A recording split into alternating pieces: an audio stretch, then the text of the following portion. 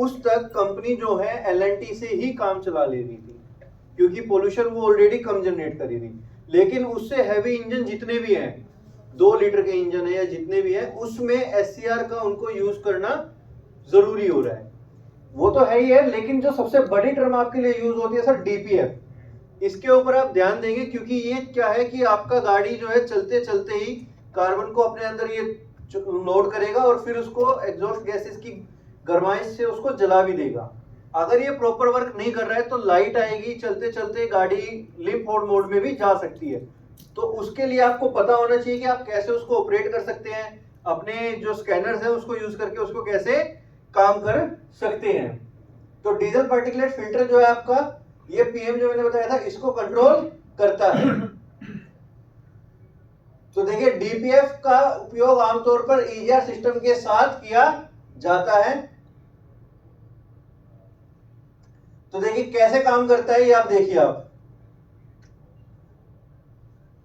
हमारी जो exhaust gases है उसके अंदर कार्बन आ रहा है, ये पहले उसको लोड करेगा, फिर जैसे ही उसको परसेंटेज इश्यू को ज्यादा लगेगी कि इसके अंदर हमारा जो है ये चोक होने लगा है, तो वो क्या करेगा कि आपके इंजन के आरपीएम थोड़े से स्लाइटली बढ़ा देगा या फ्यूल की सप्लाई बढ़ा देगा, जिसकी वजह से कैटालिटिक कन्वर्टर के अंदर हीट जनरेट होगी और ये उसको जला देगा।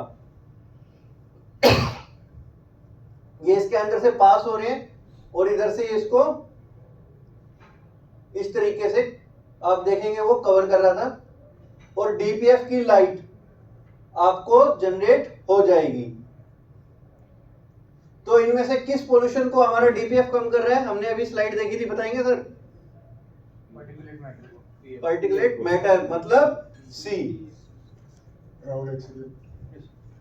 फ्रेंड्स, आपके सबकी टेबल्स के ऊपर नोट पैड्स और पेंसिल्स इसीलिए दिए हैं कि जितने भी ये शॉर्ट फॉर्म्स हैं आप इसको साथ साथ में नोट करते रहें, क्योंकि आने वाले टाइम के अंदर जब आप स्कैनर पे काम करेंगे तो अगर आपको ये फुल फॉर्म्स नहीं होंगी याद या पता नहीं होंगी तो वो सारा कंफ्यूजन क्रिएट हो जाएगा। इसीलिए पूरा आपको टाइम दिया जा रहा है। प्लीज़ नोट कीजिए, आपकी तरफ से सवाल आने शुरू हों, आपके जो भी सवाल हैं उनका पूरा जवाब देने की हम लोग कोशिश करेंगे। सो नोट करने से आप लोग और आसानी से आने वाले क्विज को फेस कर पाएंगे। तो देखिए अभी हमने उसके पीएम के बारे में बात की थी, अभी नोक्स के बारे में बात करेंगे, नाइट्रो मोनोऑक्साइड जो हमारी है। तो देखिए एडब्ल्यू की बात हो रही थी, एससीआर में एडब्ल्यू आप जो यूज कर रहे हैं गाड़ी के अंदर डाला जाता है, तो कैसे काम करता है? सिलेक्टिव कैटालिटिक रिडक्शन, इसे ईट सिस्टम भी बोला जाता है, एग्जॉस्ट आफ्टर ट्रीटमेंट।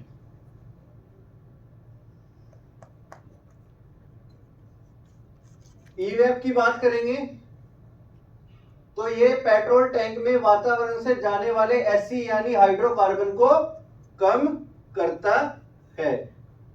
तो इस तरीके से आप देखेंगे सोलोनॉइड वाल इधर दिया गया है फ्रेश एयर के लिए, इधर आपका पर्ज वाल है, ये आपका चारकोल कनेक्टर या वेपर कनेक्टर बोला गया है, और टैंक प्रेशर सेंसर। ये कौन कौन सी गाड़ियां दे रही है, कौन कौन सी ब्रांड्स दे रही है?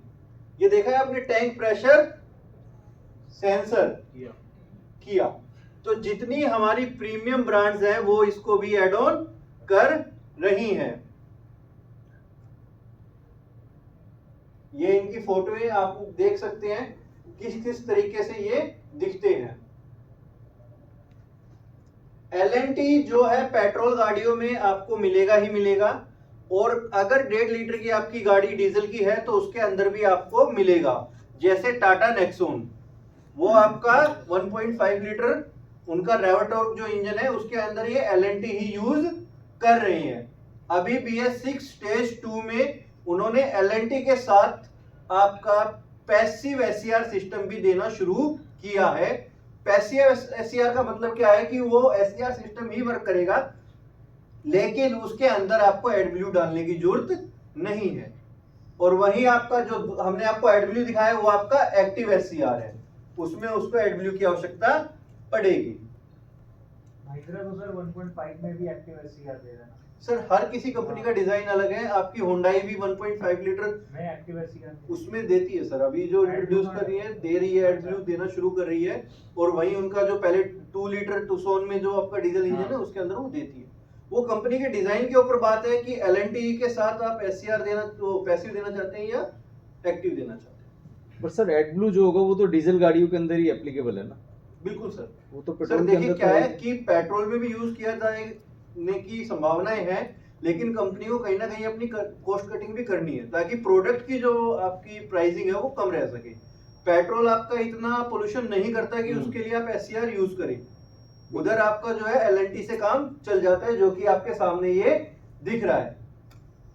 तो देखिए 2 टर्म आपने स्कूल टाइम में हमेशा पढ़ी होंगी। मैंने सॉन्ग कंप्लीट। तो 2 टर्म आपने स्कूल में पढ़ी होगी, ऑक्सीडेशन और रिडक्शन। 8th स्टैंडर्ड में हमें खूब पढ़ाया गया है ये। इसका मतलब क्या है कि ऑक्सीजन को या तो आप ऐड कर दीजिए या फिर उसमें से निकाल दीजिए, 2 ही टर्म है, इसी के ऊपर हमारी सारी केमिकल रिएक्शन होती हैं और इससे अलावा कुछ भी नहीं हो सकता। सेम चीज हम हमारे एग्जॉस्ट सिस्टम में भी यूज करते हैं। तो आपका ये जो है हनीकॉम टाइप है, इसमें आपको दिखेगा 3 वे बोलते हैं इसको, मतलब डायरेक्ट इधर से एंटर होके उधर नहीं निकलेगा, पहले इधर जाएगा फिर घूमेगा और फिर वापस जाकर ये निकलेगा। अभी BS6 इंजन में जो हमारे सिस्टम है और उनसे जुड़ी समस्याएं, तो देखिए सबसे पहले अभी जो है हमारी ये चीजें ऐड हुई हैं फेज 2 में। तो सबसे पहले ऊपर आप पढ़ेंगे वेरिएबल डिस्प्लेसमेंट ऑयल पंप, ये चीज अभी इंट्रोड्यूस की गई है। इसके बारे में कोई जानता है, कोई बता पाएगा मुझे?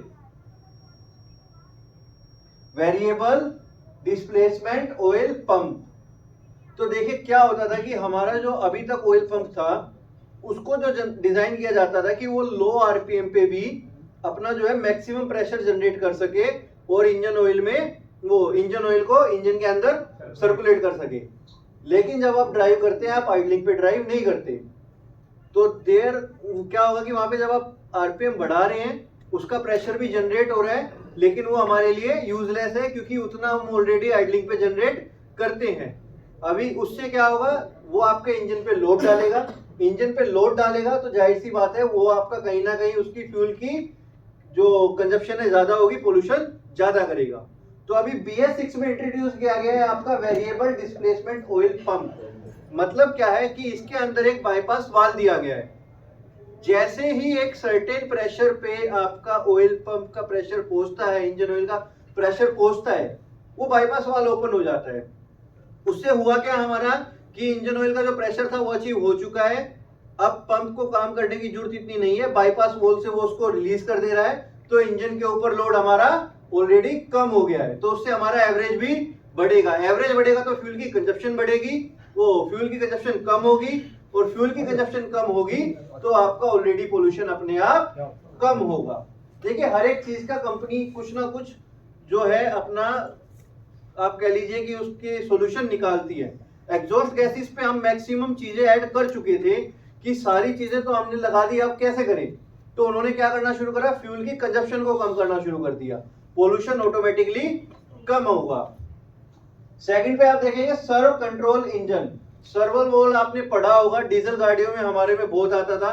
टाटा की डाइकोर इंजन पे जिसने काम किया होगा उसके अंदर वो आपका इनटेक मैनिफोल्ड के अंदर स्वर्ल एक्चुएटर वगैरह होता था, फ्लैप्स टाइप से जो इनटेक मैनिफोल्ड में उसको बटरफ्लाई वॉल्व टाइप से होते थे। ठीक है, आगे पढ़ेंगे इसको। बैटरी करंट सेंसर या IBS, इंटेलिजेंट बैटरी सेंसर। अभी आपने देखा भी होगा कि अब हमारी BS6 की जितनी गाड़ियां आ रही है मैक्सिमम बैटरी के नेगेटिव टर्मिनल पर एक हमारा सेंसर लगा होता है। तो उसका काम क्या है, देखिए अगेन हमें क्या करना है, इंजन पे से लोड को कम करना है। तो अब हमारा जो अल्टरनेटर है वो स्मार्ट अल्टरनेटर आ गया है। पहला हमारा अल्टरनेटर जो था वो हरदम 14 वोल्ट देता रहता था, अब क्या किया है कंपनी ने, इसको स्मार्ट कर दिया। स्मार्ट मतलब ये 8 भी देगा और ये 16 भी देगा। तो इसका काम क्या है, तो देखिए जैसी आपकी गाड़ी आइडलिंग पे खड़ी है, आइडलिंग पे खड़ी है, इतना आपको लोड नहीं पड़ रहा, तो वो उसको अल्टरनेटर जो है चार्जिंग नहीं देगा। अब जैसे ही उसको लगता है कि बैटरी मेरी डाउन जा रही है, कुछ भी ऐसा है, उस कंडीशन में वो उसको चार्ज करना शुरू कर देगा। तो इसको चेक करने का तरीका भी यही है कि आज के टाइम पे अगर आपको अल्टरनेटर चेक करना है तो आपको ये सारे लोड चालू करने पड़ते हैं, मतलब लाइटें ऑन और AC ऑन, फिर आपको देखना होता है। अगेन आप देखेंगे इंजेक्टर कोडिंग के बारे में हम बात करेंगे, अभी आगे दिखाएंगे इंजेक्टर कोड जो इंजेक्टर्स के ऊपर लगे होते हैं। इवेपराइजेशन के ऊपर बात करेंगे। डीपीएफ कार्य कैसे, डीपीएफ फिल्टर जो हमारा कैसे काम करता है, सेम चीज हमारी जीपीएफ की भी होगी, gasoline particulate filter. DPF regeneration के बारे में बात करेंगे सर, ये बहुत अच्छी टॉपिक है, इसको सारे नोट डाउन कीजिएगा, क्योंकि सबसे ज्यादा मार्केट में आपके पास गाड़ियां इसी प्रॉब्लम के लिए आने वाली हैं। क्योंकि चलते चलते मेरी डीपीएफ की लाइट ऑन हो गई, तो उसमें आपको पता होना चाहिए कि क्या प्रॉब्लम है। प्रॉब्लम आपको पता होगी तो आप उसका सॉल्यूशन कर सकते हैं। दूसरा, पेट्रोल इंजन टर्बोचार्ज। टर्बोचार्ज कैसे, क्या इन्होंने कंपनी ने किया, पावर को बढ़ाने के लिए, ताकि हम छोटे इंजन से भी मैक्सिमम पावर जनरेट कर सके। तो हमारा ऑलरेडी फ्यूल कंजप्शन कम होगा, जाहिर सी बात है, इंजन साइज छोटा है, उसके लिए हमने टर्बो यूज किया है। कैन की बात करेंगे, कैन के बारे में आजकल सभी जानते हैं, बस नेटवर्क कहते हैं हम, कम्युनिकेशन नेटवर्क है हमारा गाड़ियों के अंदर, और डायग्नोस्टिक स्कैनर। तो वेरिएबल डिस्प्लेसमेंट ऑयल पंप, ठीक है, चेक इंजन लाइट जल गई है, ठीक है, इंजन ओवरहीट हो गया, इंजन की आवाज बढ़ गई, कार में जो है पंप जो आपको नजर आ रहे हैं, स्कैनर में आप देखेंगे तो आपको ये दो कोड नजर आ जाएंगे। आपके पास नोट पैड है सर, प्लीज लिखते रहिए, आपके लिए ही फायदेमंद होंगे। माय डियर फ्रेंड्स, जो भी हमारा कम्युनिकेशन हो रहा है, लैंग्वेज में किसी को प्रॉब्लम तो नहीं है? No sir. सबको ठीक से सुनाई दे रहा है? मैं दोबारा आपसे रिक्वेस्ट करता हूँ कि सिर्फ दो एक लोगों को छोड़ के आपका इंटरेक्शन अभी तक चालू नहीं हुआ है। सो प्लीज यहाँ पर आने का पूरा पूरा फायदा उठाइए आप। जो भी आपके पास में सवाल है, it may be A stupid question, it may be a very small question, but please clear it, क्योंकि इसके बाद में हम लोग एक क्विज के अंदर जाएंगे, और उस क्विज के लिए आपको ये सब शॉर्ट फॉर्म्स की जरूरत पड़ेगी। इसको नोट करते रहिए, कोई भी डाउट अगर आता है please ask Rahul ji, so that आगे चल के आपके वाकई ये फील्ड के अंदर काम आ सके। चलिए, तो अभी कोड की बात की हमने, P0520 और P0521। अगर ये कोड आपको स्कैनर के अंदर मिलते हैं तो आपका प्रॉब्लम जो है, मैक्सिमम चांसेस हैं कि आपका जो है चेक इंजन लाइट, मतलब आपका जो वेरिएबल पंप है, उससे हो सकते हैं। आगे की बात करेंगे तो डिजाइन मैंने आपको बताया कि कैसे क्या कुछ है। तो देखिए, वेरिएबल डिस्प्लेसमेंट ऑयल जो है उसको ऑयल के प्रेशर को नियंत्रण करता है, बदलाव करता है। पहले हमारा कंटिन्यूसली इंजन के आरपीएम के ऊपर हम डिपेंडेंट थे। दूसरा क्या कह रहा है कि उसकी स्पीड के हिसाब से मैक्सिमम प्रेशर इसको जनरेट करना होता है, जो हमारी क्रैंकशाफ्ट की स्पीड है, आरपीएम है। अगर लो आरपीएम है तो ये उस बाईपास वॉल्व को कम, वो बंद रखेगा, मैक्सिमम प्रेशर अचीव करेगा। आरपीएम ज्यादा हो गए, उसको मेंटेन करने के लिए वाल्व को ओपन कर देगा। प्रेशर दिया गया है जिससे 3 से 5% इंजन सफिशिएंसी बढ़ जाती है, क्योंकि इंजन पे से लोड हमारा कम हो गया है। कम हो गया है तो जाहिर सी बात है हमारी फ्यूल एफिशिएंसी बढ़ेगी। ऑयल प्रेशर की मात्रा को नियंत्रित करता है, जिसके कारण इंजन की गर्मी को भी नियंत्रण करना आसान है। आसान कैसे है सर? जाहिर सी बात है, जब मेरे ऊपर इंजन का लोड कम पड़ेगा, उसको जो है वर्किंग थोड़ी आसान होगी, तो मेरे इंजन के गर्मी भी इजीली कंट्रोल हो जाएगी, और कार्बन डिपॉजिट भी कम होता है। तो देखिए किस तरीके से ये काम कर रहा है, वीडियो इसमें चलाई गई है, जरा देखिए आप एक बार।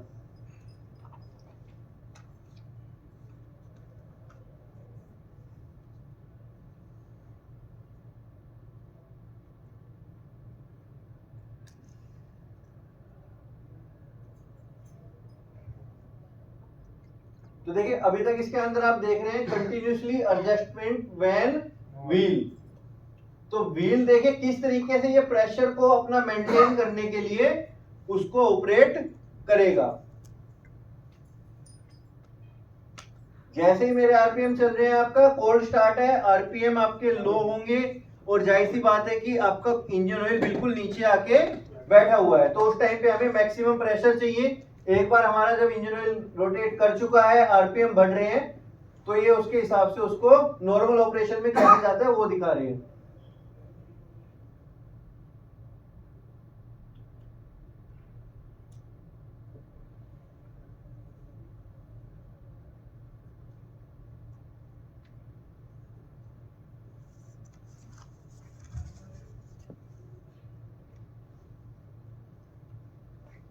देखिए इसमें 5 कंपोनेंट हैं। डिजाइन की अगर आप बात करेंगे, नॉर्मली आपका ऑयल पंप कंपनीज जो है अब उसके आपके अलग से नहीं दे रही है, उसको ऑलरेडी साइड के इसमें अटैच करके दे रही है, या तो टाइमिंग कवर में दे रही है, या कहीं भी लगा के उसको कोशिश कर रही है कि अपने डिजाइन को, स्पेस को बचाने के लिए, कॉम्पैक्ट करने के लिए। लेकिन अगर आप उसको खोलेंगे तो इस तरीके से आपको 5 कंपोनेंट्स उसके अंदर दिखाई देंगे।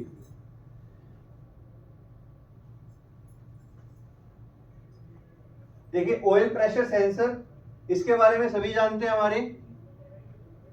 पहले ऑयल प्रेशर स्विच आता था सर, अब ऑयल प्रेशर सेंसर है। तो अंतर क्या हुआ? ऑयल प्रेशर स्विच सर खाली मेजर करता था कि ऑयल वहां तक पहुंचा है नहीं, बल्कि बिल्कुल। मेजरमेंट करेगा पूरी।